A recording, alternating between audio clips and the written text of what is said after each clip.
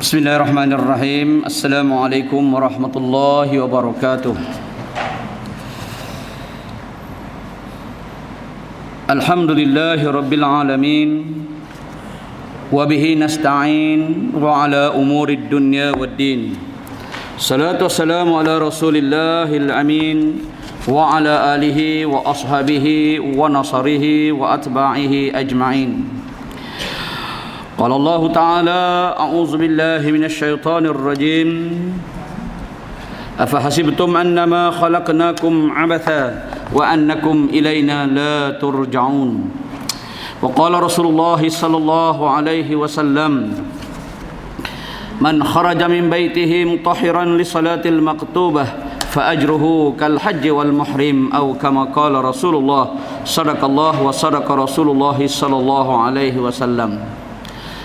Yang dimuliakan lagi dirahmati Allah, tuan-tuan imam, barisan kepimpinan dan pengurusan masjid yang diketuai oleh Datuk Pengurusi, Timbalan Pengurusi, ahli-ahli jawatan kuasa serta para pegawai masjid, para muslimin, para asatizah muslimin dan muslimat yang dirahmati Allah sekalian. Alhamdulillah, sekali lagi kita merafakkan setinggi-tinggi kesyukuran kita kehadrat Allah Subhanahu wa taala, Tuhan yang memiliki alam ini dan sekaliannya, di atas segala kurniaan-kurniaan yang diberikan kepada kita pada hari ini, hari-hari yang sebelumnya, yang mana segala kurniaan itu dapat kita pergunakan untuk jalan kebaikan yang memberi keuntungan kepada kita di dunia dan juga di akhirat. Alhamdulillah, kita bersyukur nikmat kesihatan, nikmat kelapangan yang Allah beri itu kita pergunakan. Yang pertama, untuk menyatakan keimanan kita kepada Allah dengan melaksanakan solat fardu berjamaah pada setiap waktu. Yang kedua, dapat melakukan amal soleh, yang mana kedua-dua ini merupakan kesempurnaan kehidupan bagi seorang mukmin. InsyaAllah, mudah-mudahan Allah mengekalkan nikmat tersebut yang boleh membawa kita kepada kebaikan di dunia dan di akhirat, insyaAllah. Selawat dan salam terhadap junjungan besar Nabi kita Muhammad sallallahu alaihi wasallam yang membawa agama Islam, agama yang paling mulia. Dan kita sangat beruntung kerana kita sudah berada di dalam agama yang mulia ini dan hanya menjadi orang-orang yang terbaik dalam pengurusan agama ini, iaitu kita melaksanakan segala arahan agama dan meninggalkan segala arahan agama. InsyaAllah, kalau kita berjaya melaksanakan kesemua arahan agama, maka jadilah kita mukmin yang sejati, yang mana dijanjikan syurga, yang mana Allah sebut jannatin tajri min tahtihal anhar khalidina fiha. InsyaAllah, mudah-mudahan Allah Ta'ala menjadikan kita di kalangan mereka yang mengamalkan agama ini sebagai nizam ataupun peraturan ataupun amalan dalam kehidupan kita, insyaAllah. Baik tuan-tuan yang dirahmati Allah, kita sambung pengajian kita dalam kitab Terhumban ke Kawah Neraka. Mungkin ini malam terakhir sebelum kita berehat untuk memberi laluan kepada tarawih bulan puasa, tarawih dan juga hari raya, dan insyaAllah lepas hari raya baru kita akan kembali untuk menyambung kitab kita ini. Jadi saya minta maaf, dua pertemuan saya rasa saya tak dapat bersama atas masyakkah tertentu. Jadi pada malam ini Allah Ta'ala izinkan untuk kita bertemu. Jadi untuk malam ini kita sambung di muka surat 123, iaitu api neraka berbicara. Dalam bab api neraka berbicara, tuan-tuan yang dirahmati Allah, sekali lagi kita membicarakan tajuk yang berkaitan dengan perkara sam'iyat. Perkara ini kita tak pernah tengok, kita tak pernah menghadapinya, kecuali kita hanya sekadar mendengar dan mengimaninya. Sebagai orang mukmin, kita kena dengar dan mengimani, artinya mempercayainya. Ada orang dia dengar tapi dia tak percaya. Itu berbeza dengan orang yang dengar dan dia percaya. Allah sebut dalam Al-Quran, wa qalu sami'na wa ata'na. Allah juga sebut dalam Quran, wa qalu sami'na wa asayna. Mereka berkata kami dengar dan kami taat. Itu orang mukmin. Yang kedua, kami dengar tetapi kami engkar ataupun kami tidak mempercayainya. Itu di antara tanda-tanda orang munafik dan orang-orang yang kafir kepada arahan Allah Ta'ala. Jadi insyaAllah malam ini kita tengok hari ini kata neraka lah. Aku ditugaskan membakar 3 kelompok manusia. Ini tajuk kita pada malam ini insyaAllah. Baik, qala musannif rahimahullahu taala wa nafa'na wa iyyakum bi ulumihi fi umur darani insyaallah minal aminin. Baik, kata pengarang kita hari ini aku ditugaskan untuk membakar 3 kelompok manusia. Maknanya neraka ini nar, maksudnya api. Api kerja dia bakar. Macam pisau, kerja dia menghiris, menikam. Api kerja dia membakar. Jadi neraka ini dia sinonim dengan api. Kan dia sinonim dengan api. Jadi api ini ataupun neraka ini dia kata hari ini, maknanya hari mahsyar, hari kiamat nanti, aku ditugaskan untuk membakar 3 kelompok manusia. Mari kita tengok sama-sama. Kalau ada 3 kelompok ini, kita minta jauhlah daripada Allah dan kita larilah cepat-cepat daripada masuk dalam kelompok yang pertama. Disebutkan orang yang keras kepala di atas dunia. Neraka nak cari sangat orang yang keras kepala di atas dunia.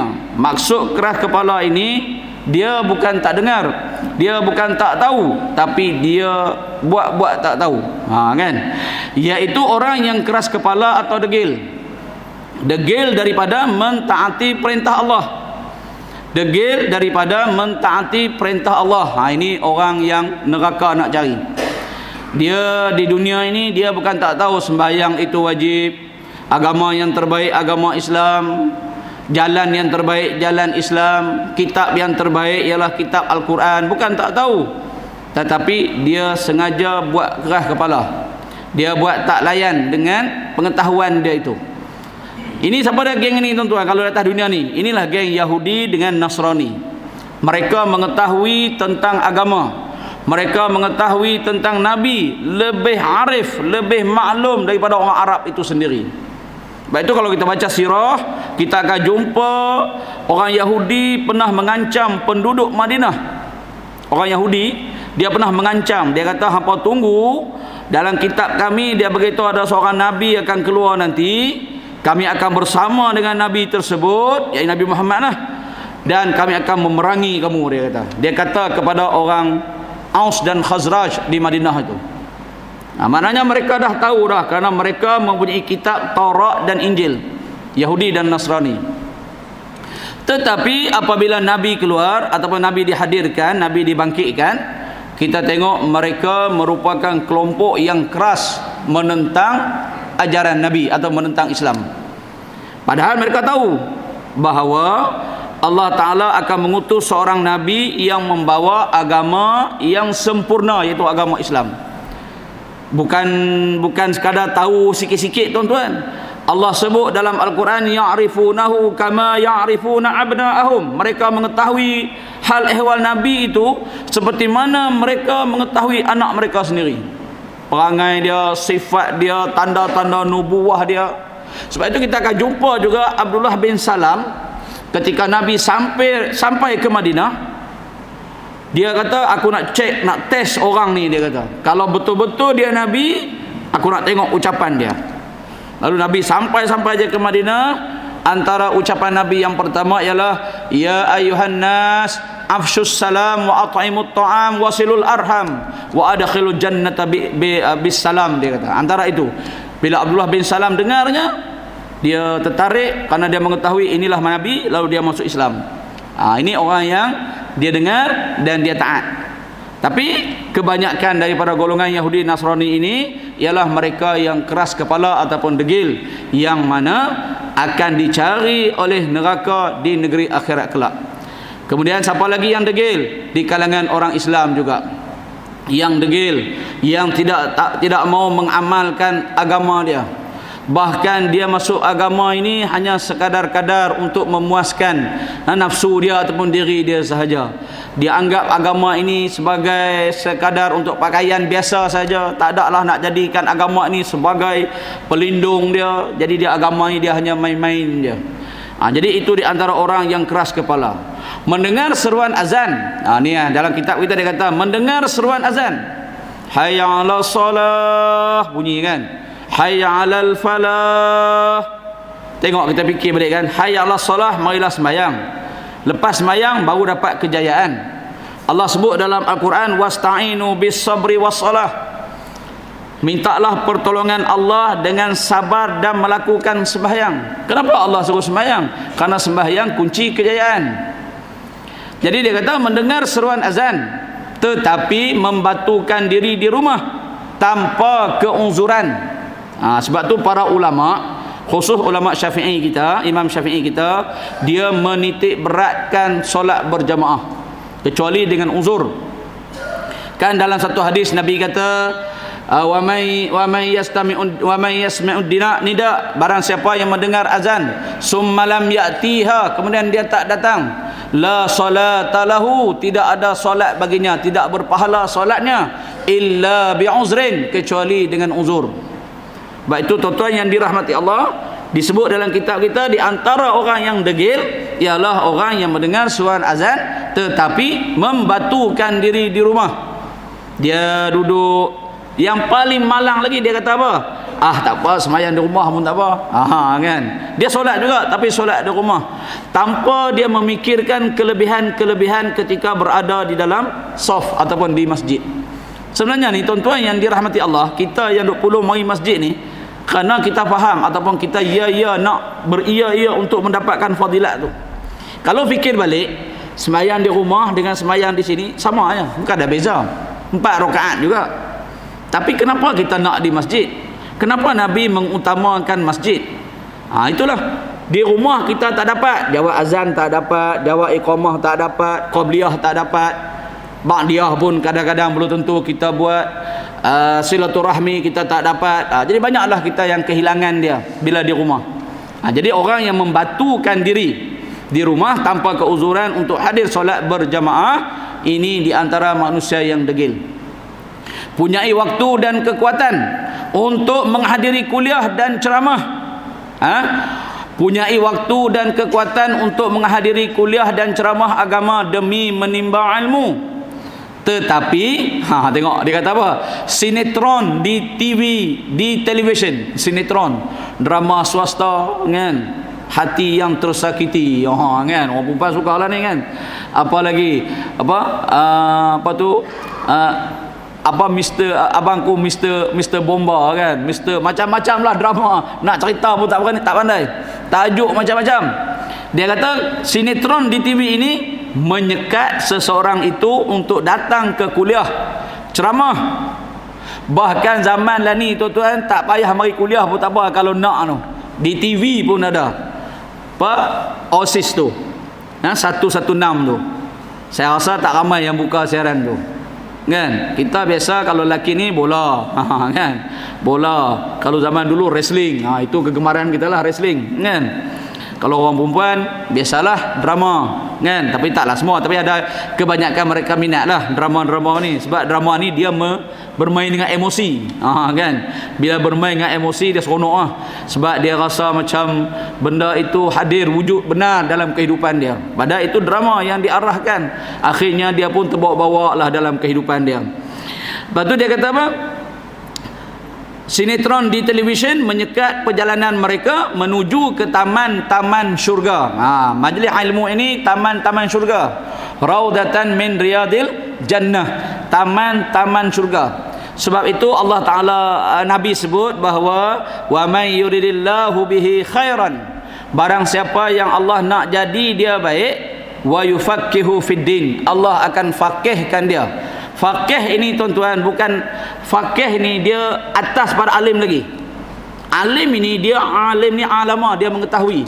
Tapi faqih ni dia dah mengetahui, kemudian dia jadikan sebagai amalan dalam kehidupan dia.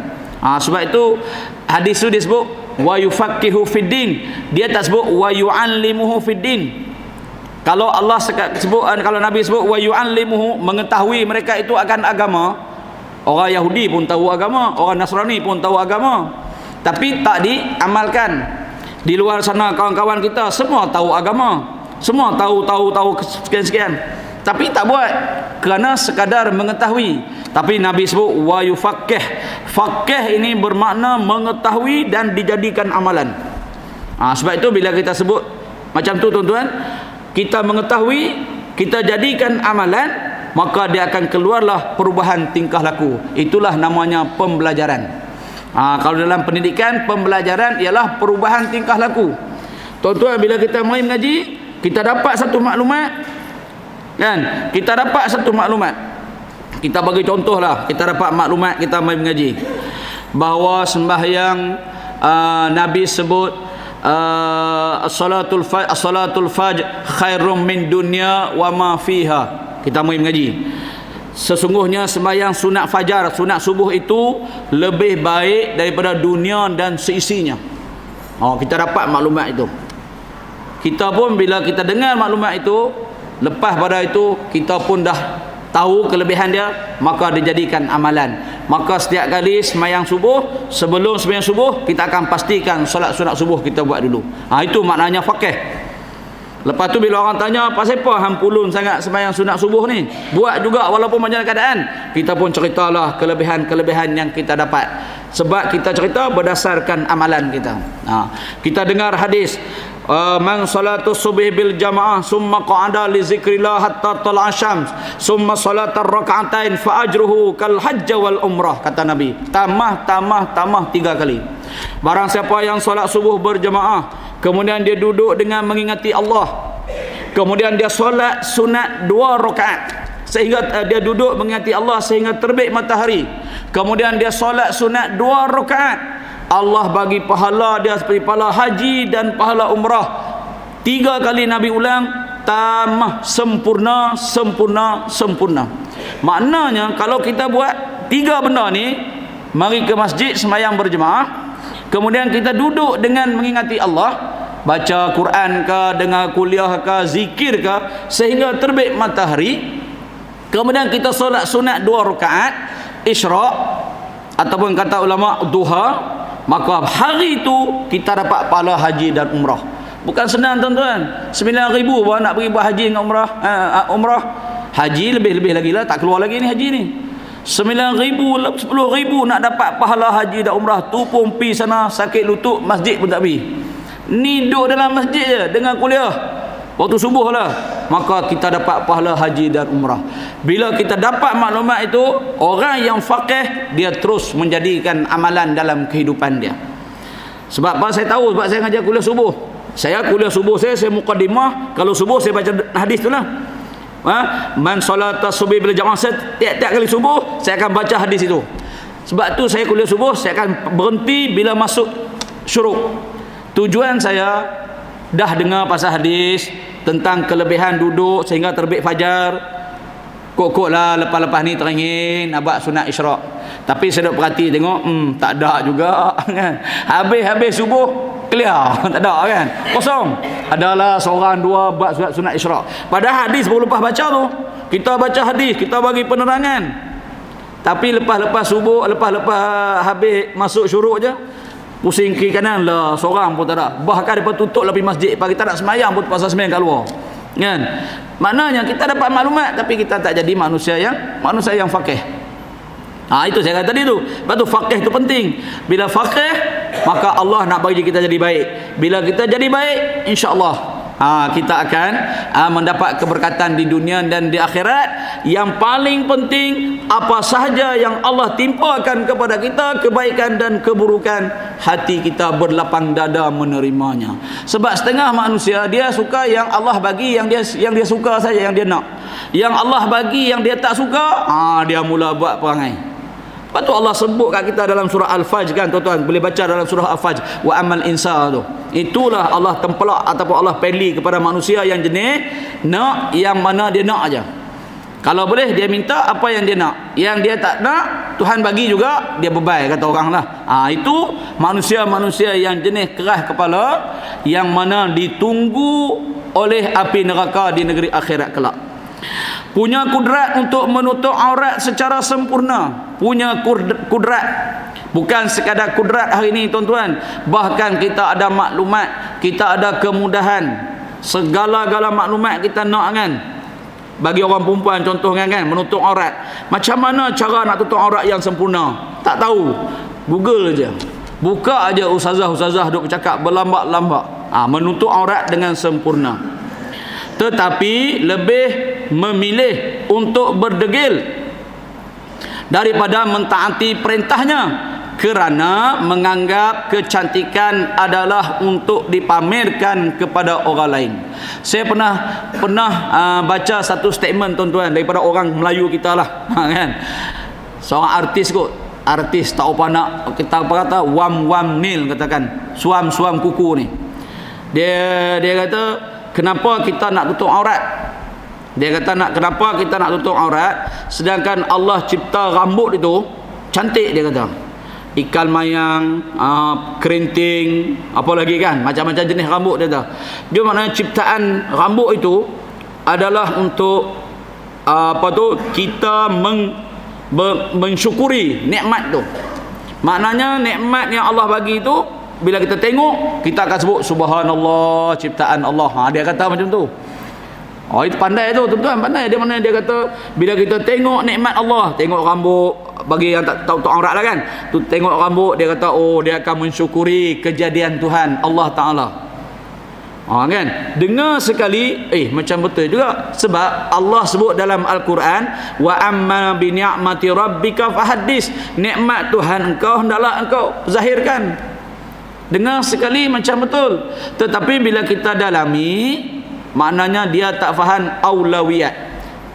Fiqhul aulawiyat, keutamaan antara bertemu yang wajib dengan bertemu yang harus, yang sunat, apa semua, yang mana perlu didahulukan.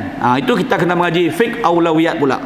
Jadi maknanya ada kelebihan, ada peluang untuk tutup aurat, tapi dia tak mau kerana dia menganggap kecantikan adalah untuk dipamerkan kepada orang lain. Bahkan ada yang lebih teruk, apabila dia kata apa, orang Arab patutlah kena tutup aurat, kena tutup kelubung semua sampai nampak mata, sebab orang Arab duduk padang pasir, makan daging unta, makan daging dog, jadi nafsu kuat, dia kata. Orang Melayu ni duduk makan belacan dengan pucuk paku je, tak ada apa-apa, dia kata. Ada tuan-tuan, kalau tuan-tuan perasan, ada statement macam tu.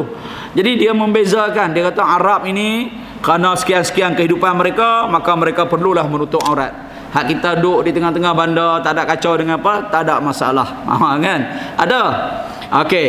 Yang kedua yang ditunggu oleh neraka untuk dibakar ialah yang kedua iaitu orang yang menyekutukan Allah. Syirik lah.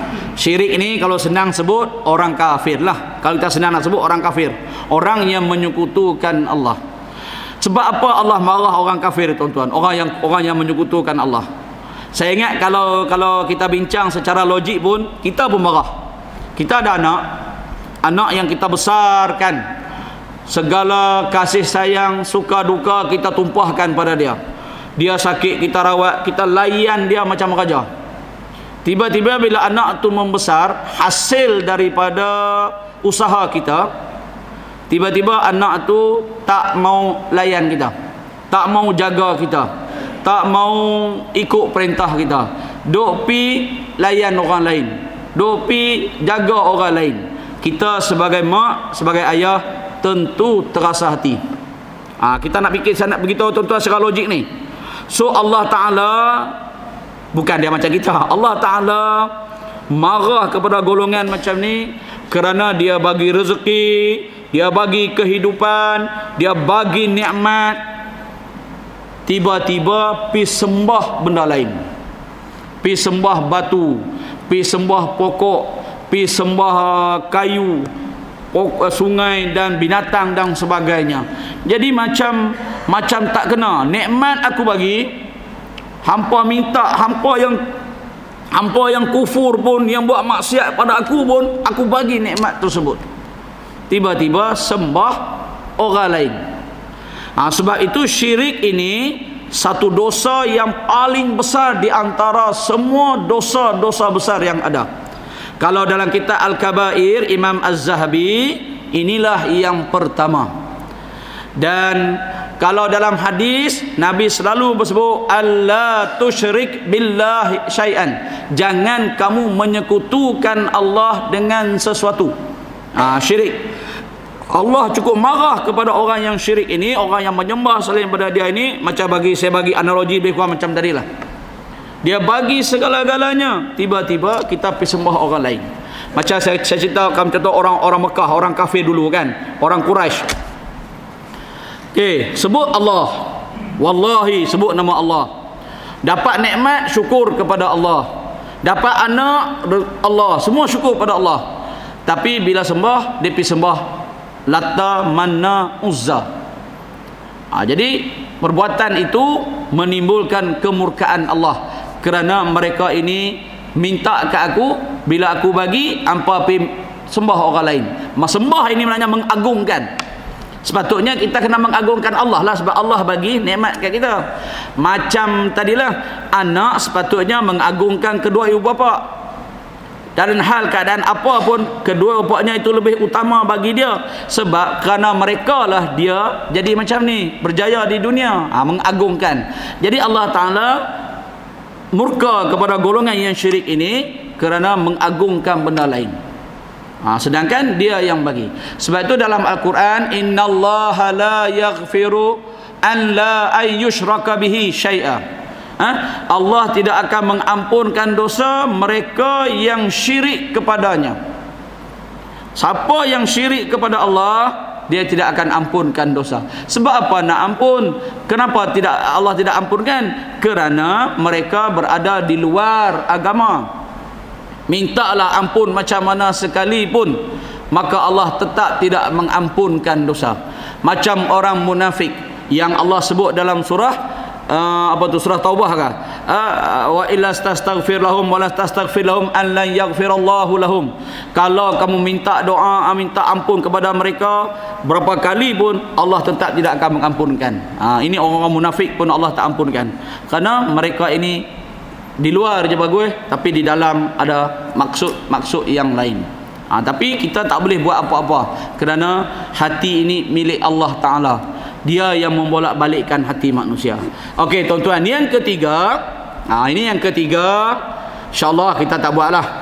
Yang pertama, keras kepala pun tak ada, yang menyekutukan Allah pun tak ada, menyekutu secara jali, secara terang, na'udzubillah lah, kan? Macam cerita butterfly, butterfly, tahu tu butterfly? Mentega terbang, butterfly. Dia kata apa? Kalau ada agama yang lebih baik, pergilah cari, dia kata, kan? Itu seolah-olah macam dia telah menyamaratakan agama. Itu boleh jatuh akidah bila bercakap macam tu. Walaupun pelakon tu kata, Allah, saya hanya menunaikan kehendak skrip. Tapi kadang-kadang fikir balik, takkan bengong sampai darah tu sekali, takkan baca skrip tak boleh fikir, rujuklah dulu kepada orang-orang yang fakih sikit. Boleh tak aku cakap macam ni walaupun dalam filem, kan? Kerana perbuatan dia menyebut, carilah mana-mana agama yang kamu rasa yang baik, kamu masuklah agama tersebut. Dia bagi arahan ke anak dia. Nampak macam lakonan, tapi hakikatnya akidah boleh jatuh, kerana seolah-olah ada agama yang lebih baik dan yang menyamaratakan agama. Agama kita tak sama dengan agama lain. Kita ali, kita tinggi, kan? Wala yu'la alaih, dan tidak ada agama yang tinggi daripada agama kita. Pergi carilah tuan-tuan, kalau boleh jumpa agama yang lebih tinggi, yang boleh kita kata, oh ini lebih hebat daripada Islam, takkan berjumpa. Kalau jumpa itu maknanya adalah kekurangan daripada agama kita. Tapi agama kita memang dah sempurna. Perbuatan menyebut macam tu boleh menyebabkan syirik, jatuh, bukan syirik, murtad ataupun jatuh akidah. Jadi yang kita bimbang syirik khafi, syirik secara tersembunyi, yang kadang-kadang kita terlepas cakap, kan? Tapi tak apa, yang macam tu insya-Allah mudah-mudahan Allah ampunkan dosa kita bila kita bertaubat, dan kita nak bercakap tu kita lapik. Sebab tu tuan-tuan, kalau kita nak bercakap, kita selalu lapik dengan insya-Allah, kita lapik dengan biiznillah. Sebab tu dalam surah Al-Kahfi Allah suruh kita banyak sebut insya-Allah. An taf'alu ghada illa an yaqulu insya-Allah, kan? Sebutkan insya-Allah. Insya-Allah itu merupakan lapik kita, pergantung kita kepada Allah. Apa nak sebut pun sebutlah insya-Allah. Kalau kita tulis WhatsApp pun, nak berjumpa pun, tulislah insya-Allah, supaya lapik kita dengan izin Allah. Baru nampak kita ni tunduk dan patuh kepada Allah. Ini okey, jam 5 siap. Kan? Tengok lena sampai jam 7. Nampak sangat kesombongan kita, Allah balas, kan? Okey, baik. Yang ketiga, orang yang membunuh orang lain tanpa sebab musabab. Orang yang membunuh orang lain, ini pun neraka duk cari juga, kan? Iaitu orang yang membunuh orang lain tanpa sebab musabab. Apa sebab, tuan-tuan, kita tak boleh membunuh orang lain tanpa sebab? Kerana agama dihadirkan untuk memuliakan manusia. Ni agama ni, tuan-tuan, salah satu sebab dia datang kat kita kerana nak memuliakan manusia lah. Kita bayangkan kalau kita hidup tanpa agama. Puak-puak Amazon tu, puak-puak orang asli yang kita tengok cannibal yang duk makan orang tu, mereka tak ada agama. Satu ketika dulu lah, mungkin sekarang mereka ada agama, wallahu ta'ala alam. Mereka tak ada agama, tapi mereka tak boleh ke buat sewenang-wenangnya? Boleh api curi rumah orang apa semua? Tak boleh. Sebab apa? Walaupun tak ada agama, tapi ada budaya dan ada resam pula yang mereka patuh. Kita tengok, kan? Nak cerita bahawa manusia ni kok mana dia mesti kena ada peraturan. So agama ini dia hadir untuk memberi peraturan kepada kita, jangan duduk buat kat orang lain sewenang-wenangnya, terutama mengambil nyawa dia. Kan Nabi kata agama kita ni dihadirkan untuk menjadikan manusia ini 5 perkara. Kenapa agama ini datang untuk menjadikan manusia ini 5 perkara? Yang pertama, untuk menjadi manusia menjaga agama dia. Yang kedua, untuk menjadikan manusia menjaga akal dia. Yang ketiga, menjadikan manusia menjaga nyawa dia. Yang keempat, untuk menjadikan manusia menjaga nasab keturunan dia. Dan yang kelima, untuk menjadikan manusia ini menjaga harta dia. 5 benda inilah tujuan agama diturunkan. Cuba kita bayangkan, tuan-tuan, ketika Nabi Isa, Nabi yang terakhir sebelum Nabi kita Muhammad SAW hadir, kemudian jaraknya 600 tahun, begitu lama. Apa jadi pada manusia pada ketika itu? Perhambaan, kezaliman, manusia tidak menghormati manusia lain, bunuh sana, bunuh sini. Kerana manusia sudah hilang agama dia. Sebab tu kita tengok dalam sejarah peradaban manusia, tuan-tuan, perhambaan. Tuan-tuan kalau nak tengok filem, tuan-tuan cari filem Emancipation. Saya nak sebut tak betul, si Will Smith berlakon. Saya tengok syok je, tuan-tuan. Kisah dia macam Kunta Kinte. Tuan-tuan pernah tengok Kunta Kinte tak? Perhambaan dulu kan, kulit hitam. Dia manusia ni, dia cerita dulu, cerita zaman peperangan di Amerika di antara utara dengan selatan. Selatan dia nak membebaskan hamba, Abraham Lincoln. Utara nak menggunakan hamba, kerana hamba diperlukan untuk menjalankan perusahaan di Amerika. Di selatan, Abraham Lincoln telah memperjuangkan untuk membebaskan hamba. Jadi hamba-hamba ni memberontaklah nak pergi lari ke Abraham Lincoln. Itu syok tu. Emancipation tajuk dia. Bagaimana manusia memperhambakan manusia yang lain. Taraf dengan binatang. Saya rasa binatang pun tak teruk macam tu. Diperlakukan suka-suka hati dia. Sebab apa, tuan-tuan? Sebab manusia sudah hilang perasaan manusia ini ada hak di sudut nyawa dan juga hak-hak yang lain. So agama datang, lalu agama dia ajar kita bahawa kena hormati orang lain. Jangan ambil nyawa orang lain tanpa sebab musabab. Kalau ambil nyawa orang lain, maka nyawa engkau pun akan diambil. Itulah namanya qisas. Sebab itu Sayyidina Ali ketika dia ditikam oleh Abdul Rahman bin Muljim oleh puak Khawarij, apabila dia ditikam, tuan-tuan, dia tengah pegang perut ni, dia tanya siapa tikam, kemudian kena tangkap, Abdul Rahman kena tangkap. Dia pegang perut dia kata ke Abdul Rahman, kalau aku mati, engkau juga akan mati, dia kata. Tapi kalau aku hidup, nasib engkau aku yang tentukan. Kata Sayyidina Ali. Tapi cerita tu dia matilah. Sayyidina Ali mati.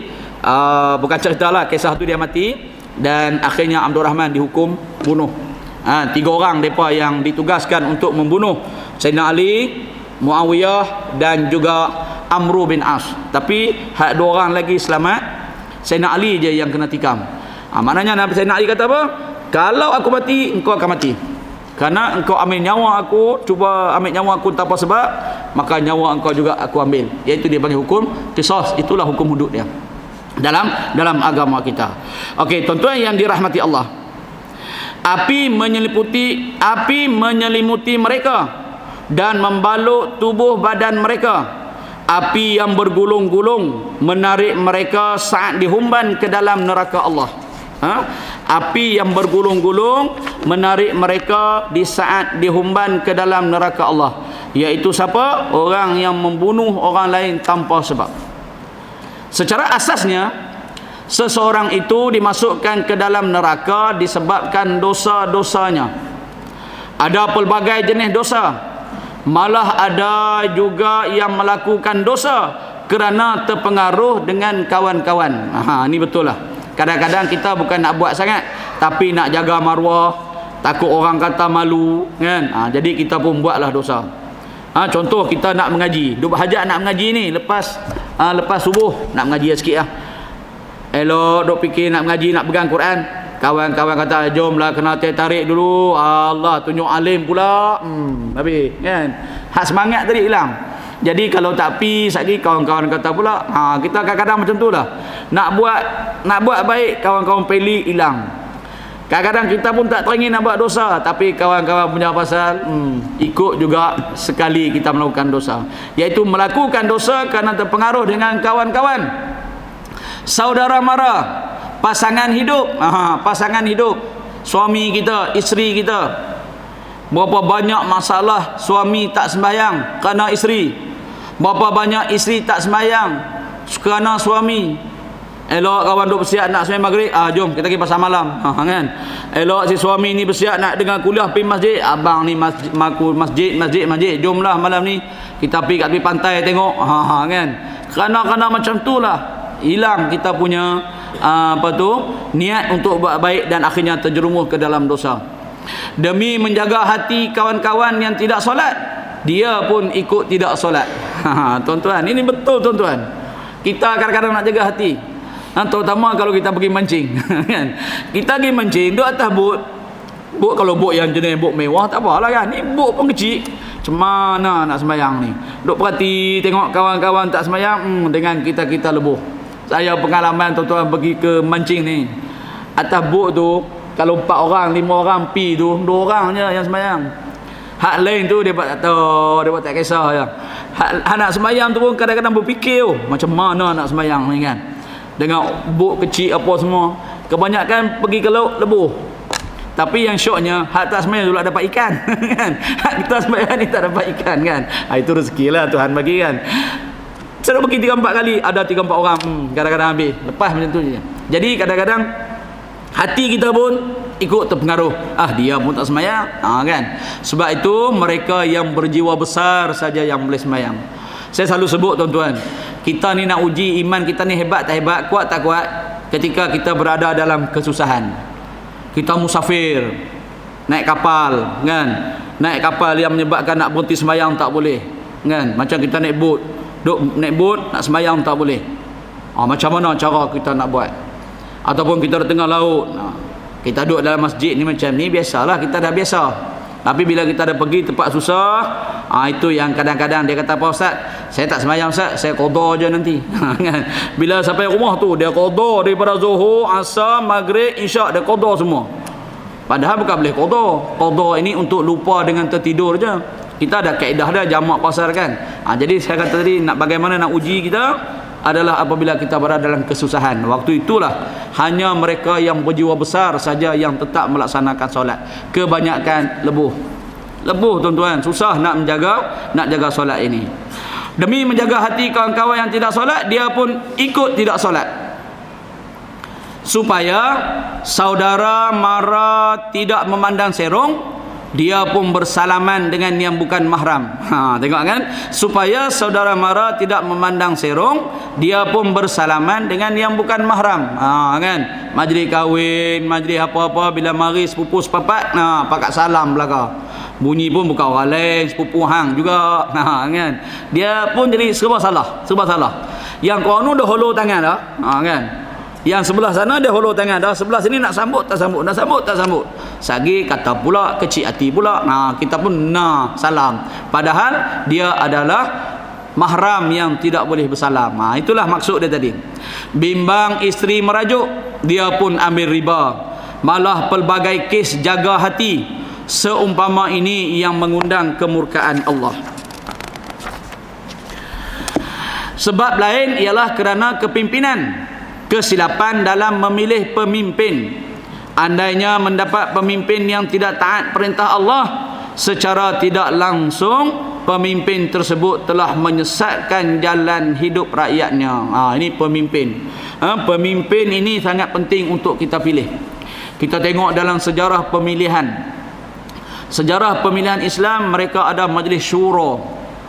Sayyidina Abu Bakar apabila dia ada sakit, dia panggil Sayyidina Umar, Sayyidina Osman, Sayyidina Ali, Talhah, Zubair, Abdul Rahman bin Auf, Sa'ad bin Abi Waqqas, dia panggil 6 orang, dia panggil duduk. Dia kata aku pun dah lama dah tak ada ni, jadi 6 orang ni, 7 orang ini, pilihlah salah seorang untuk daripada kamu untuk jadi pemimpin. Dia ada majlis syura dan pakat menolak barulah naik kepada Sayyidina Umar. Pemimpin ini penting sebab pemimpin ini dia akan menentukan nasib rakyat. Saya tak ingat, saya tak pasti hadis ataupun kata-kata ulama, iaitu ad-dinu ala mulukim. Agama rakyat ini, maknanya rakyat ni taat ke, baik ke, rajin buat baik ke, rajin beribadat ke, atas agama pemimpinnya. Kalau pemimpin jenis suka kepada majlis ilmu, insya-Allah rakyat akan majlis ilmu. Ini terbukti tuan-tuan. Terbukti. Saya dah cerita dah di sini. Saya mengajar di penjara Taiping, di penjara staff Taiping. Masa dulu saya ingat Tuan Farid. Tuan Farid ni kaki masjid Ajin. Jadi ramailah orang di masjid, staff. Biasalah bila bos nombor 1 hadir, pengarah penjara hadir, rakyat bawahan pun ramai ya. Penuh lah di masjid di surau tu. Kemudian habis naik Tuan Baskaren, tak silap saya, Tuan Baskaren India kan. Biasalah India. Surau dah mula kosong balik dah. Tak ada bos. Yang ada pun hanya geng-geng yang biasa-biasalah. Tok Imam, Tok Bilal kan. Saya pergi mengajar pun nampak suram dah. Kemudian mari hak baru ni Tuan Haji Nazri, orang Sungai Petani, pun kaki masjid, kaki mengaji, kaki kuliah. Jadi malam pertama saya mengajar tu, saya tengok dia duduk kat tepi tiang. Saya kata ni orang tua mana ni, saya kata kan. Mungkin mari hantar anak dia kat teman-teman mari Taiping berjalan-jalan ke apa kan. Lepas tu staff cakap, itulah pengarah baru Tuan Haji Nazri nama dia. Nama Nazri pak kan. Lepas tu saya pergi sembang dia, sembang. Dia memang kaki masjid, kaki sembahyang, kaki kuliah. Jadi penjara tu, surau penjara tu dah penuh balik. Kan? Saya nak cerita pemimpin ni. Bos nombor 1, dia rajin turun ke masjid, dia turun ke surau, turun ke kuliah, penuhlah dia jawabnya. Tapi bila bos tak peduli, pemimpin tak peduli, rakyat pun jadi tak peduli. Saya nak cerita pasal pemimpin tadi. Betul lah ad-dinu ala mulukihim. Agama itu terletak di atas pemimpin dia. Kalau pemimpin dia kaki agama, insya-Allah. Kalau pemimpin dia kaki karaoke lah semua. Majlis itu tak ada kerja lain, kerja karaoke je. Jadi ini di antara kepentingan untuk kita memilih pemimpin yang baik supaya tidak menyesatkan jalan hidup rakyatnya. Baik tuan-tuan yang dirahmati Allah, kita sambung sikit lagi. Terdapat hadis Rasulullah SAW yang mentafsir ayat wa ma ana bizallamin lil abid, dan aku tidak sesekali berlaku zalim kepada hambanya, kepada hambaku. Anas bin Malik menyebutkan bahawa Rasulullah SAW bersabda, Rasulullah SAW bersabda, la tazalu jahannama yulqa fiha wa taqul hal min mazid hatta yad'a rabbul izzati fiha qadamahu fayanzawi ba'daha ila ba'din wa taqul qad bi'izzatika wa karamika wa la yazalu fil jannati fadlun hatta yunshi Allahu laha khalqan fayuskinahumullahu ta'ala fi fudulil jannah. Dan tidak akan berhenti neraka Jahannam, terus menerus diisi. Lalu ditanya oleh neraka Jahannam, Adakah lagi tambahan yang Allah sehingga Allah menghentakkan kakinya? Tengok, sehingga Allah hentakkan kakinya, seolah-olah Allah itu ada kaki. Ini kita kena faham betul-betul ni kan. Kalau kita duk faham kaki Allah ni ada jasad pula, jadi ayat sini sehingga Allah hentakkan kakinya ke neraka Jahannam, lalu beberapa bahagian neraka Jahannam saling mendekat, lalu ia berkata, cukuplah dengan kemuliaanmu dan ketinggianmu ya Allah. Sedangkan dalam syurga terus menerus ada tambahan, sehingga Allah menciptakan makhluk lain untuk dimasukkan ke dalam syurga, lalu menempatkan mereka dalam syurga tambahan. Maknanya syurga ni dah penuh, makin bertambah. Sebab apa makin bertambah tuan-tuan? Orang yang diseksa dalam neraka, yang Muslim, dia Islam tapi dosa banyak, masuk neraka, dia keluar, dia pergi ke syurga. Jadi bertambahlah. Bila bertambah sampai terpaksa ada syurga tambahan. Tuan-tuan ingat tak air raya dulu kan, kita nak balik raya tak ada bas, naik bas tambahan. Kan? Dulu-dululah, zaman ni tak naik bas dah. Dulu kalau nak balik raya kena beli tiket awal di Pudu Raya duk Kuala Lumpur kan. Jadi beli lambat tak ada, lalu naiklah bas tambahan. Kenapa? Terlampau ramai nak balik kampung. Dalam syurga tak cukup, kerana penuh. Lalu dia kata Allah cipta makhluk lain untuk dimasukkan dalam syurga, lalu menempatkan mereka di dalam syurga tambahan. Ada juga syurga tambahan. Jadi tuan-tuan, maksud kaki tadi bukan kaki hentak kaki macam kita tuan-tuan. Ini kita serah kepada Allah apakah maksud hentakkan kaki dia itu. Tapi jangan duk bayang kaki macam kita. Para ulama berbincang panjang tentang siapakah yang dimaksudkan dengan makhluk tersebut. InsyaAllah lah pada perjumpaan kita lepas hari raya nanti ya. Para ulama berbincang panjang tentang siapakah yang dimaksudkan dengan makhluk tersebut. InsyaAllah pada perjumpaan kita akan datang selepas hari raya, kerana kalau kita nak bincang pun panjang lagi. Jadi setakat itulah untuk malam ini. Mudah-mudahan Allah berkati pertemuan kita dan Allah jadikan ilmu yang kita dapat ini bermanfaat. Berusahalah sebaik mungkin untuk menghindarkan diri daripada api neraka. Sebab itu kita selalu baca Allahumma ajirni minan nar, Allahumma ajirni minan nar. Ya Allah, jauhkanlah aku daripada neraka, jauhkanlah aku daripada neraka. Kerana neraka ini tempat siksaan yang sangatlah tak terperi dia punya azab dia. Jadi doa kita mudah-mudahan Allah jauhkan kita daripada api neraka insya-Allah. Minta maaf sepanjang berkuliah, dan insya-Allah panjang umur kita jumpa selepas hari raya. Dan saya ambil kesempatan untuk mengucapkan selamat berpuasa lah kepada tuan-tuan. Mudah-mudahan Ramadan kali ini penuh dengan ibadah-ibadah yang diterima oleh Allah. Sekali minta maaf sebarang kesilapan dan perkara-perkara yang tidak menyenangkan. InsyaAllah saya doakan kita semua sentiasa berada di bawah rahmat Allah insyaAllah. Bismillahirrahmanirrahim. Alhamdulillahirabbil alamin, wassalatu wassalamu ala asyrafil anbiya'i wal mursalin wa ala alihi wa sahbihi ajma'in. Allahumma ighfir lana dhunubana wa liwalidina warhamhum kama rabbawna shighara wa li jami'il muslimina wal muslimat wal mu'minina wal mu'minat bi rahmatika ya arhamar rahimin.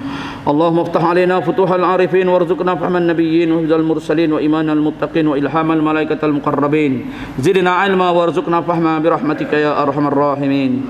Allahumma jal jam'ana hadza jam'an marhuma wa tafarruqana min ba'dihi tafarruqan ma'suma. Rabbana atina fid dunya hasanah wa fil akhirati hasanatan wa qina azaban nar. Wa sallallahu ala sayyidina Muhammad wa ala alihi wa sahbihi wa baraka wa sallam.